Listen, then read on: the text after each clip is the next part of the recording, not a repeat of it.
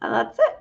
Okay, here we are. We are now live. Hello, everybody, and welcome to Kicking the Bucket Live. I am your host and the creator of the Kicking the Bucket series, Andee, like Gandhi, but without the G, Kinzy. And these live streams are kind of like a companion to our fiction podcast or audio drama series. So we really encourage you to follow that link at the bottom of the screen and listen to the series. Let us know what you think. You can also see down there another link to our guest today. I'm really excited to welcome Wil Weldon. He is a jack of all trades, a video journalist, producer, author, and director, among many other things. So welcome, Wil. So glad to have you here today. Thanks, Andy. It's great to be here. I'm excited for this. Well, and I see we have a couple of listeners already. So hello, everybody. I'm going to let you know about what we're talking about first. We're going to be chatting about storytelling and Wil's work helping people communicate with a focus on recording family stories and his signature heart-forward storytelling, which is outlined in his new book that is coming out by the end of the year, right, Wil? So that is called INNERviewing, Heart Forward Storytelling and Holistic Communication. So if any of you have any questions, please throw them in the chat. I'm going to start us off first with a couple of questions. And to begin with, Wil, can you tell us, you are a jack of all trades. Can you share what led to your mission to communicate better and improve the world one story at a time? Sure. Yeah. Thanks. First of all, it's a pleasure being here, Andy. I'm glad to talk to you. I think you've got a great podcast, a great brand, and you're doing really interesting and wonderful stuff. It was actually the idea that I was a jack of all trades and I needed to specialize that made me want to sort of focus in on journalism and storytelling and filmmaking. So I went to journalism school and at University of North Carolina, really good journalism school. Started in 2005, and fairly early in that process, I had an epiphany, is to simplify it, that I wanted to tell stories that make the world better. I was in sort of a broadcast track, as you know, in sort of traditional journalism schools, they steer you into one track or another, and I pretty quickly realized that broadcast journalism was not what I wanted to do. The set of skills and the training that comes with that is really useful and can be applied in a lot of ways. But I didn't want to do hard news. I wanted to do stories that made the world better, positive storytelling. And so that was my focus in journalism school. And then towards the end of it, I had to do a thesis project. And I was sort of struggling with what to do. And I have a brother 2 years younger who converted to Islam in 2002, which was an interesting time in our country's cultural trajectory for someone, you know, from the southern part of the United States, North Carolina is where we grew up, to just convert to Islam. So a lot of people asked me about it, and I thought, well, I need to tell this story. So I had access, and I went to Chicago, interviewed relatives in North Carolina, my family in North Carolina, and I went with my brother to Senegal, which is where his sheikh was based, and had a really interesting experience in Senegal. The people there are wonderful. And anyway, put together a documentary that was a feature film, and encountered a lot of challenges with the storytelling around my immediate family. And that was the beginning of me wanting to, you know, understand and address sort of family storytelling. And at the time, I wasn't aware that that was where my focus was going, but it just kind of morphed over time. Mm-hmm. So, was this the point? Because we talked about your signature, you've kind of created this using holistic communication, you've kind of created a signature approach to it. So in this process of learning that you wanted to better communicate, starting with your family, What have you learned about communication? And also before we started, you were mentioning Reiki and how it kind of comes all together. So will you just define that for us, holistic communication, how Reiki fits in? Sure, sure. So that's the other part of the background is that I was a massage therapist before I went to journalism school, and holistic massage therapist. So I was studying Reiki, reflexology, herbology, a lot of different approaches to holistic body work.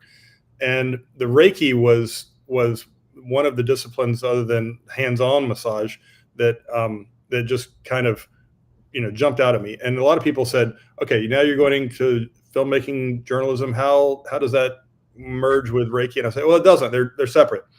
But then over time, I started to realize that my approach to storytelling, and in particular interviewing, which is the part of filmmaking and journalism I love most, I started to recognize what it was that set me apart as an interviewer.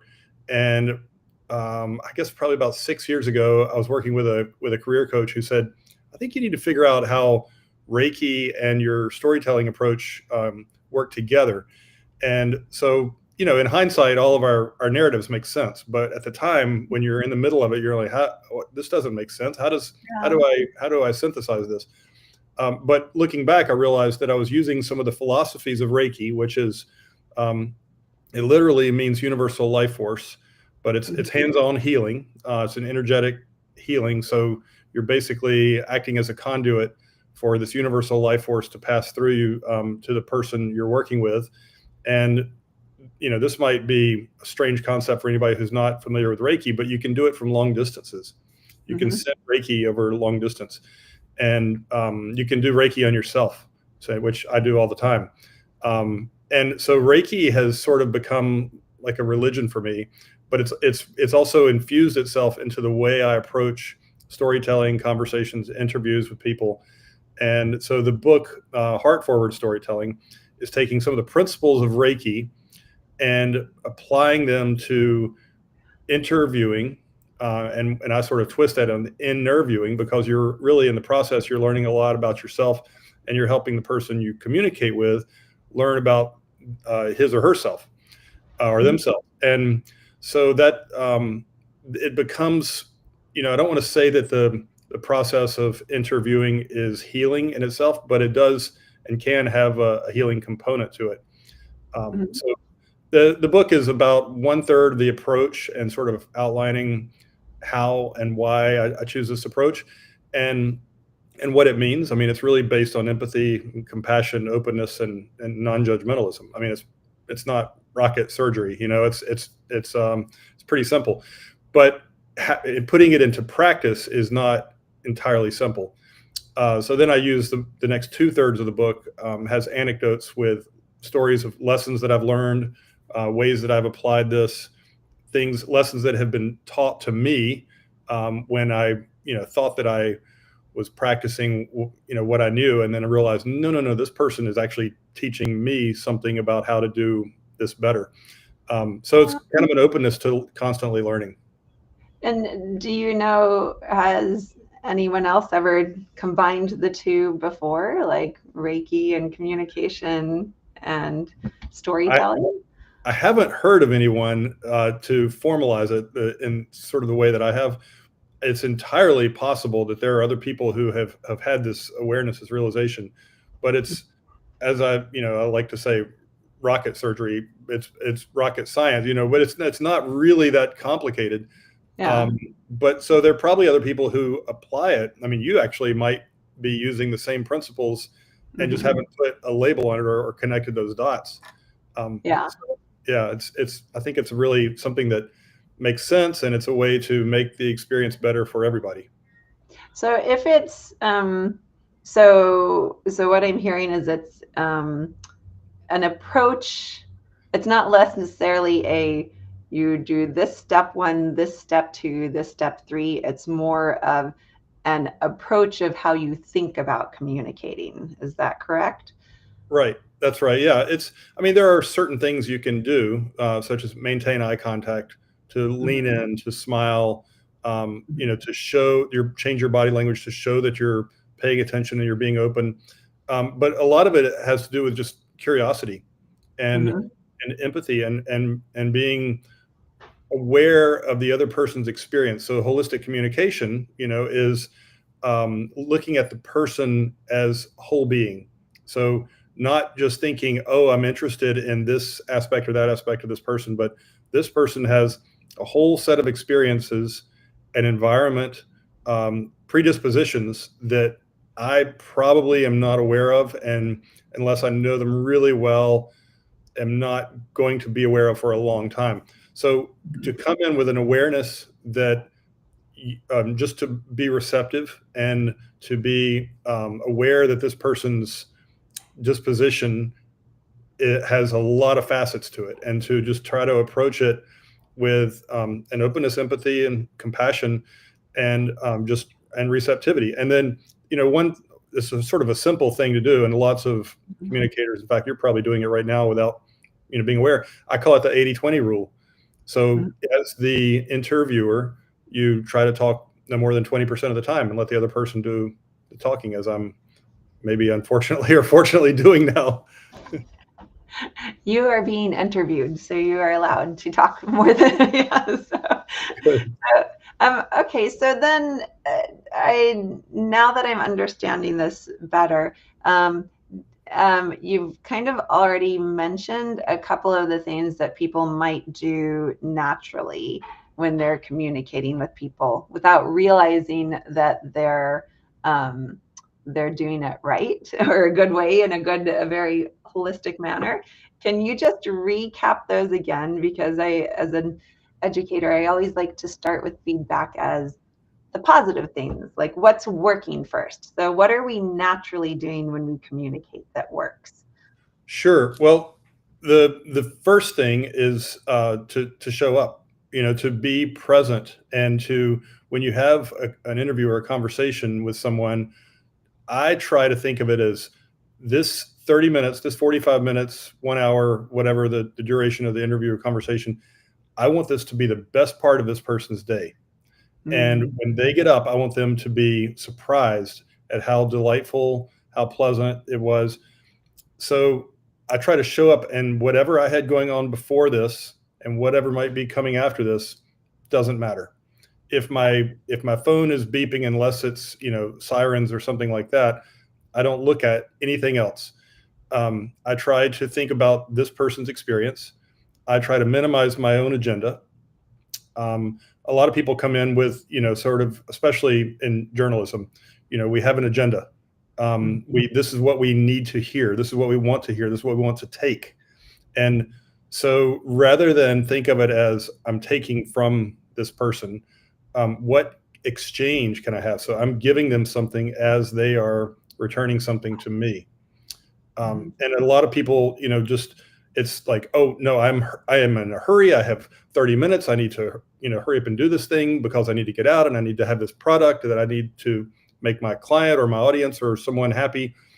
What if we minimize all of that stuff and think instead about the other person's experience and what, and I sort of put it in the book. It might be a little bit odd for some people, but to access your divine feminine or divine masculine. So helping someone to access that on their own in the course of the conversation. And it can be surprising. It can be scary. It can be delightful.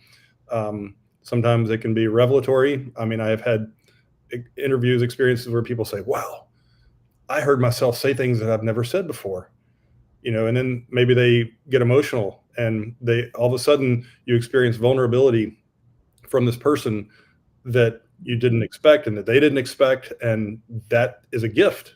And that can be really, really powerful.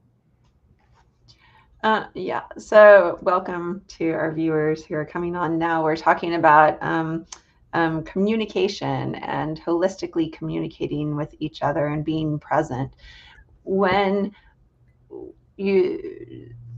Can we kind of shift it into, because we've been talking about the interviewing process, can we shift it more into this one-on-one experience? So let's talk about like caregivers and older adults, or older adults with their adult children, like, this communication where everybody, I think, comes to it with a little bit of their own agenda. So, are there tips or tricks or tools that we can use when we so desperately want a specific conversation to happen, but to kind of bring us back into the present and focus on the other person as well? That may be hard to do. I don't know. Is it doable? Yeah, I think so. I hope, and if I don't answer this kind of in the way that you're thinking, please feel free to steer me back. I think, meeting people where they are is a big part of the, holistic communication of heart forward storytelling and this kind of communication. So recognizing that someone, might have some trauma in the recent past, or, as you're talking about with caregivers and people in late life stages, maybe have had a diagnosis that's not very hopeful. So maybe there's an anticipation of pain or trauma or difficulty. And so come in with an awareness that, so maybe you understand a little bit about that. Maybe you know some details about that, but to come in with an awareness that you don't know exactly where they are. And you want to just try to be receptive and compassionate and not judgmental and not pushy. That can be challenging when someone wants to have a conversation that can be powerful, and that maybe you have tidbits, some of this conversation you want to happen, but you don't want to be pushy. You want to give them the space and the openness to be able to express what they want to express on their own. And I have been in numerous interview contexts. I don't know, I think I've probably interviewed 5,000 people. But I've been in contexts where I go in there, the person has agreed to the interview, agreed to talk to me, and they shut down. And they say, they give 1 or 2 or 5 word responses.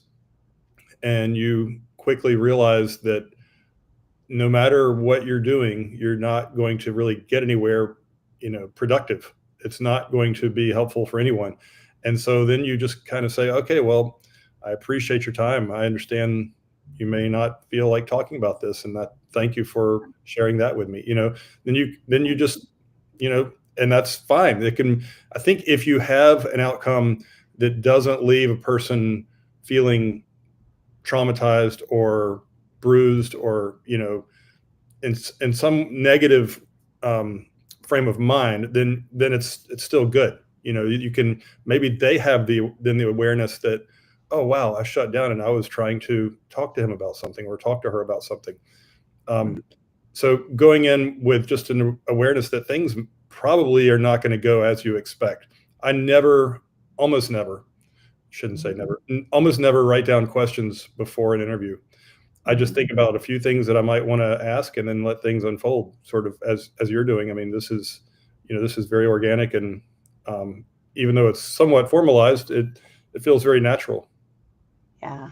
I think it's like what you said, the curiosity, and like what sends you down another path.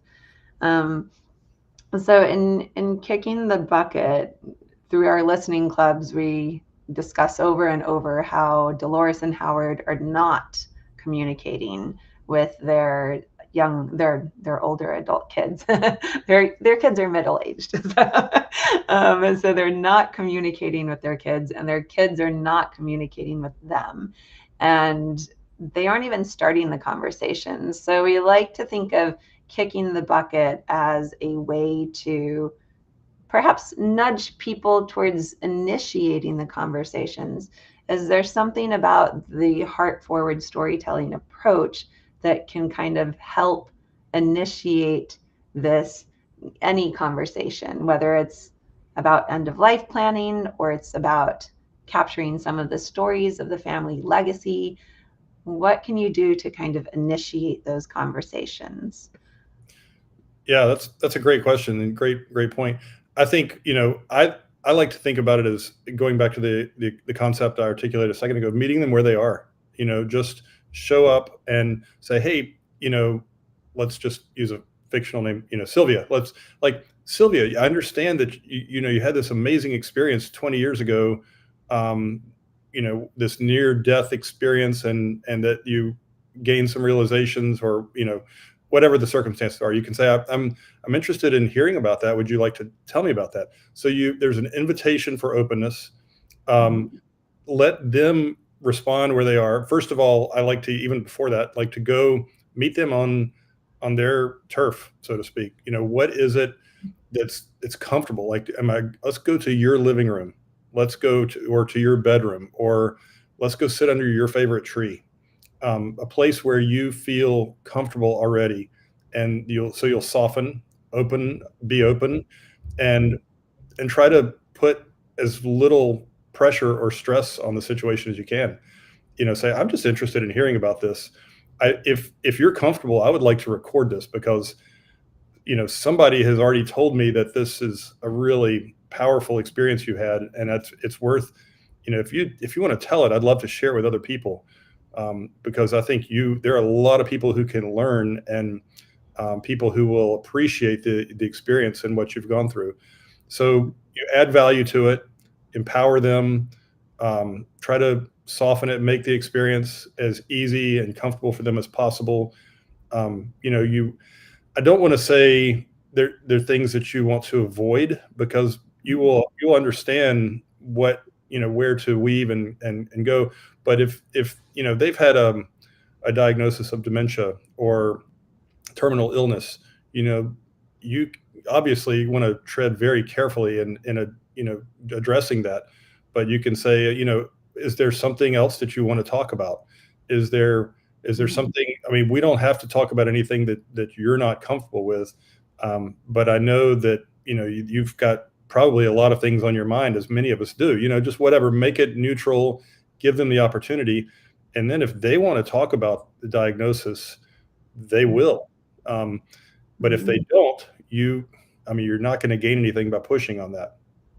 Mm-hmm. It sounds too like it's not a, I guess, one stop. It's not like a here, I'm going to have the conversation, I'm going to be done. It's like a constant openness and a constant communication.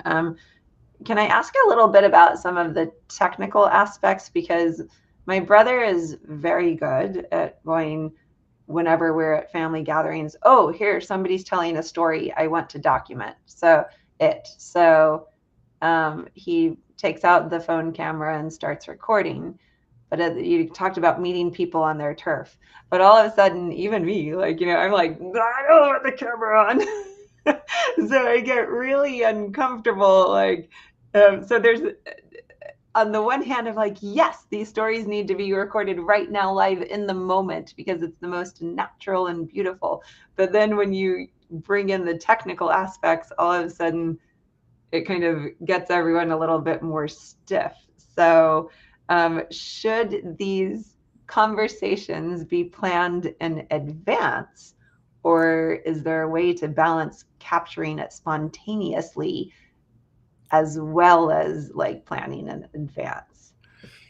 Yeah, and this is always tricky. I think you want to be, treat every situation as unique, because every situation is unique. And so you can, I would say, if you don't already have some expectation that you'll be recording this on video, on a phone, or with a camera, maybe go in with just a microphone that can attach to the iPhone, and say, if you'd like to, I'd like to record this audio, or if you are open to it, maybe we can do video, and Andee, who's sitting over there, can hold the phone so that you can just talk to me.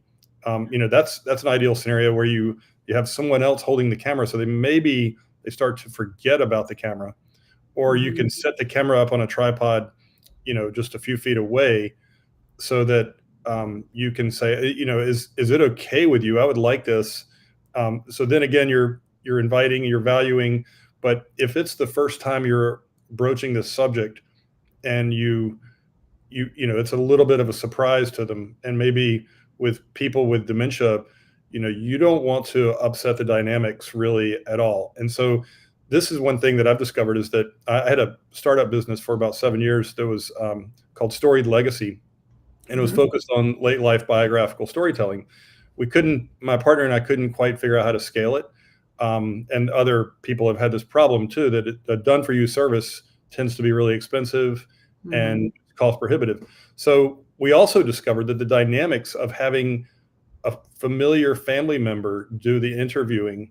is much, much easier. That it creates much more receptivity.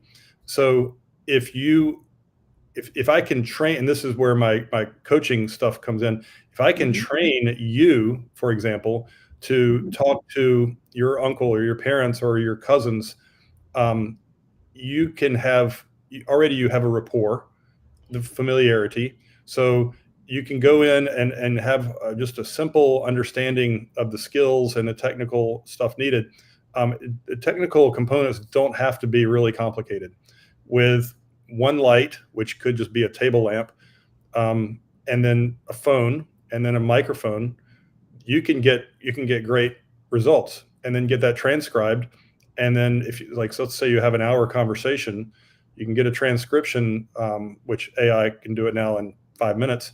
So you can then come away with 15 pages of text, which can easily be converted into the beginning of a memoir. Mhm.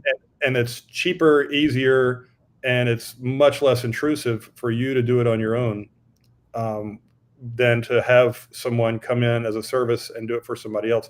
But the technical component you should think of as sort of icing on the cake. I want to record this. This is important. Obviously, you want to get permission before doing it, but how can this be palatable, enjoyable for the person, so that I'm not just putting this camera, I'm not just putting this thing right in front of your face Like, and here you are. Yeah. focusing on getting the best image possible. Yeah. Um, I mean, a decent image is far better than no image at all, or decent audio Mhm. is far better than no audio at all. Yeah. In the past, like we've had tapes that are ancestors in the past, but not that far ago, long ago. But they would record on, the cassette tapes, and sometimes just talking to the cassette tapes. So I feel like in some ways these I'm so desperate and anxious to capture these stories every time that we're in a family gathering or we're together around each other.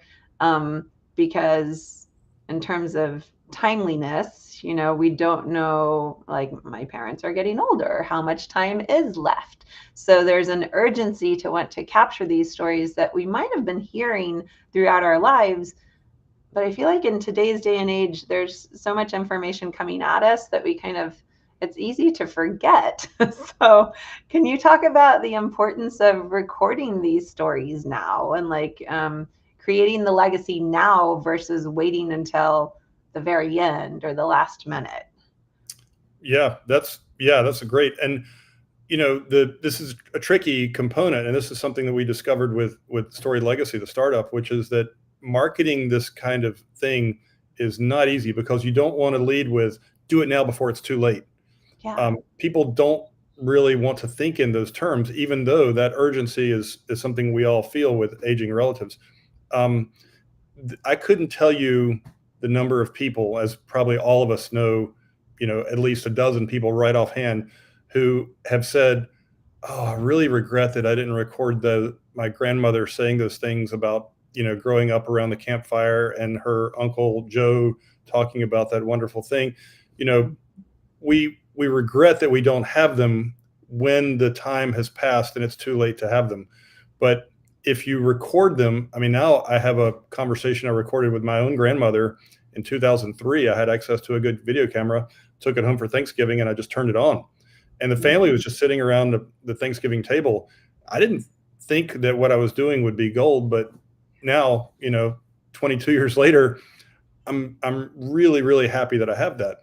And so, getting back to the question of the technical component, I would say maybe go into a family gathering with the possibility that stories might start emerging that you want to record. And when they do, you could just sort of, calmly, meekly in the corner say, "Excuse me, Grandma, do you mind if I put a microphone in front of you? Because this is stuff that we all really value and we want to cherish. And I just would like to record this on my phone right now, if that's okay with you." And you put she will probably say yes, or if she says no, you respect that. But then you put the microphone down, put it on her shirt, whatever, and then back away, and she can keep talking to the entire family. Everybody can encourage and respond and show how much they value this. And then you can have that audio recording. You can have text. You can use audio recordings are great because you can then lay photos over them. And so you have all sorts of uses of that. But then you have this thing that you can even share with your grandma later and say, "I really, really appreciate you doing this. If you ever would like to do this again, this is how wonderful it was. See how great you sounded. You said that story about Joe in ways that we had never heard it before. And, is it possible that we could do this again?" And then, the amount of the cost in terms of money and time for getting that done is so low. Mm-hmm. And then now with the cloud, we can, you can put it in your Google Drive and you can put it somewhere under another cloud resource and all but forget about it. And then it's a time capsule at some point in the future. And I have so many time capsules, I don't even want to get started, but it's a time capsule that you can think about at some point in the future and say, "I'm so glad I have this." And, it's just the value is something that you can't anticipate in the moment. It's an investment, in your future family stories, your family histories that we all wish that we had when we don't have them, right? It's a weird paradox. Yeah, in some ways I'm a product of my generation where, the advent of all of the digital tools came out that, like, so when I take pictures, I take 30 pictures hoping that one turns out okay. But then the problem is now I have 30 pictures. And that's something you have to go through and deal with, right? So I've noticed that the younger generation is always looking at me going, like, why are you taking so many pictures? And I'm like, no, one's going to turn out okay. So they're naturally kind of approaching the future with containing their digital, not consumption, but creation, I guess. So when we're talking about collecting these stories, I think that there might be danger in collecting too many stories and then never going back to any of them. Do we need to be defining the perfect story to collect, or is it more about just collecting some of the stories?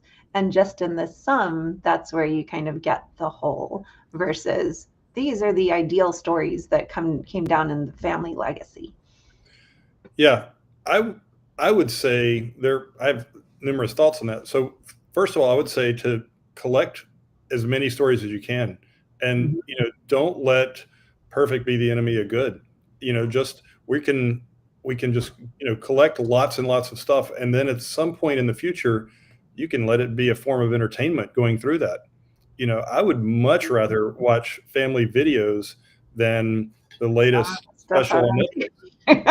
TV. I mean, think about the joy that provides, and it can be a unifying experience. So, maybe with my nephews or nieces, you can also then incentivize them and say, "I would like to offer you blank." It can be financial compensation, it can be an opportunity to go on a vacation with me, it can be whatever. "I would like to offer you blank if you would go through this stuff and find what's most interesting and most useful." So then it becomes a family bonding experience as well. The third thing I would say, and we all have a different response and reaction to AI, but there are numerous AI applications that will do this kind of stuff for us now. So you can take those 30 pictures and put it into an AI app and it will find the 2 or 3 best for you. So that I say that with a little caveat that we all have different experiences with AI, but it can be really useful and can be really helpful and time saving. But data is cheap, and so why not just get as much as we can while we can, and then worry later about the problem of having too much, which is a good problem to have. I'm speaking to somebody in a couple of weeks about a new AI company that is taking the stories or the written things or the videos, the recordings, and creating a virtual digital companion of that person that you can converse with. So it's fascinating where we're going with all of this. So then having more of the stories is better, right? Right. And I was having a conversation in developing this coaching practice and just how to do this sort of thing. Somebody said, "Oh, you could create a virtual avatar of your grandmother. So when you go to your grandmother's gravesite, you could click on a QR code and your grandmother could respond to your questions in real time." And I thought, whoa, that's not something I want to think about or dig into yet. That's almost a little bit creepy. I would rather just have my grandmother's voice speaking about one thing at a time. We have to sort of be weird, right? But is that going to be the future? Like, it's sci-fi. But as we're talking about this, I'm thinking about how in the past, long ago, like generations ago, the stories were passed down. It was the oral storytelling tradition, right? So you would get together with the family and they would pass the stories down. And then as we got spread further and further apart, we've lost that. So I feel like in some ways this might be addressing that human need, right? Do you feel that there is a human need to connect not just to the wider world, but also to our ancestry through stories? Yes. My mentor was an author, time he was alive, he was a well-known North Carolina author, who used to say, and he was a college professor of mine too, and he used to say, "We are narrating creatures. We narrate all day long, all of our lives." And so if we think about our telling stories as just, that is one thing that makes us unique in the animal kingdom, right? Uniquely human, that we tell stories and we rationalize and we think and we compose these narratives that we then share with other people. And I think that narratives have always had the power to unify us, to bring us together and find those common threads. The experience of going to a movie theater with somebody is just doing that. But there are other ways that we can, as digital media and a digital world is sort of transforming the way we interact with narratives and stories. And in some ways, it makes us more receivers and consumers than actual creators. I think there's a real unique opportunity for us to flip that and be more creative and more participatory.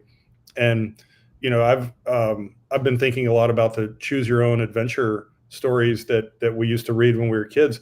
And I don't know of, there are a few websites that do it pretty well, but it's something that's not entirely gone, but not entirely present. But what if we take all of these components of various family stories, put them in a website, and you can create your own algorithm or your own script so that you have 3 options for every story after, what succeeds it. And so you can then create your own family history narrative from all of these different stories, and you can have fun with it with other family members. Say, hey, let me show you this little thing I've developed. It only took me about 2 weeks to put it all together once I found the stories and could classify them. And we have these photographs that go with these stories, and it's a new way to interact with family history and family stories. And there's ways to use technology for us. We don't have to think of it as this overwhelming challenge, but it can be a way to unify us. That's funny because my sister and I, Kicking the Bucket has a choose your own ending. So choose your own was very much in my mind the past couple of years. And my sister and I were writing an interactive story doing the same thing where it was based on family heirlooms. So like you pick up a family heirloom and, or, you know, whatever item, and through that item, you learn a little bit more about the story of your family and the family history. So it's fun. It would be so fantastic to like have your whole family history right there.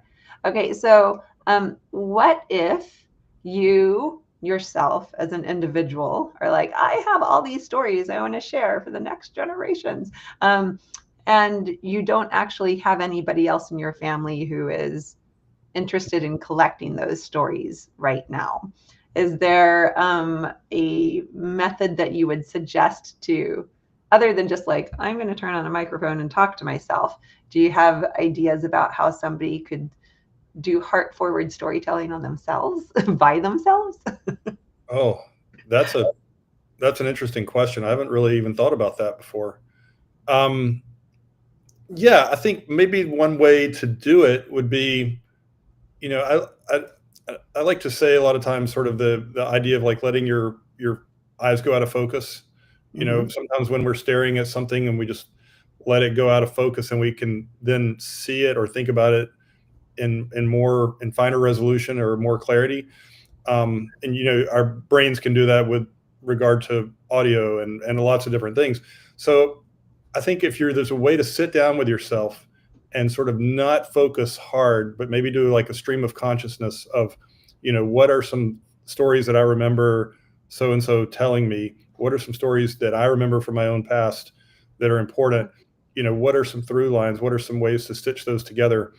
And then in a separate episode, turn on a microphone and you can glance at those prompts, not maybe formal stories, but glance at those prompts and just recite whatever comes to mind in sort of a stream of consciousness, and go in as much detail as you can or want to. And I would say do it only on audio, at least first. Then get that audio file transcribed, and then take that transcription, which, you know, who knows, it's like 5 or 10 pages, maybe if you're lucky. Take those 5 or 10 pages and have fun editing that, you know, and maybe even do, you know, create fiction. As you know, you're having a lot of fun with fiction. Yeah. Create your own fictional story that that you can share, and then if there's a certain component of fiction, you know, you could publish that and not have to worry about offending anyone, right? I think that's just the first thing that comes to mind, is just, you know, what can you do to enhance your imagination and have fun?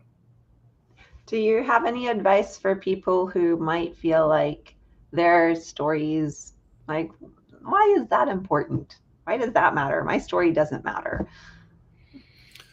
Yeah, Whether I it's think, somebody you're talking to or yourself. Yeah.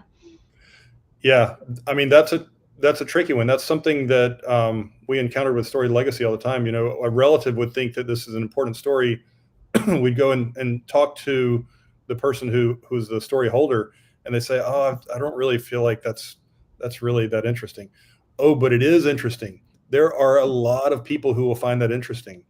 You know, there are people who are just dying to hear that kind of story, and maybe it's the subject, maybe it's the theme, maybe it's the, you know, I don't know, something about it is going to be interesting to someone. So I think maybe in a situation like that, you probably want to have at least a second or third party to share it with, to say, what about this do you think is interesting? You know what?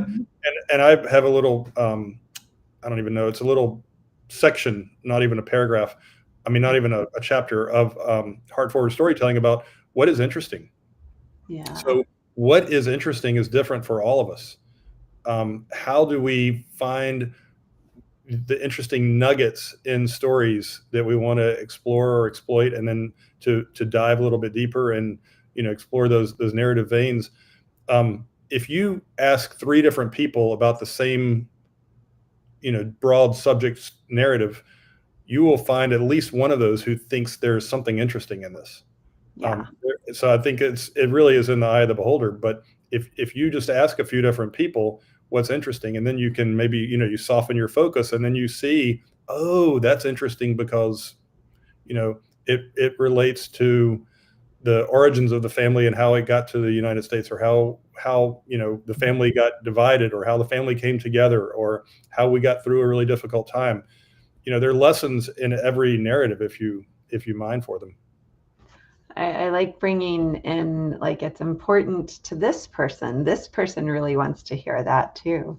So, Wil, like you said beforehand, we could talk forever about this subject. Can you please let the listeners know, and thank you again to our guests who are listening live.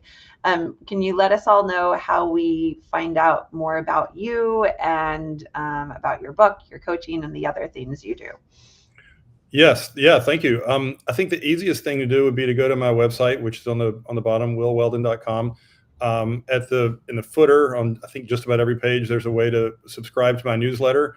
I will not bombard you with lots of useless, news, but I will keep people updated, and I try to put one little snippet from the book in every newsletter, so to sort of tease it.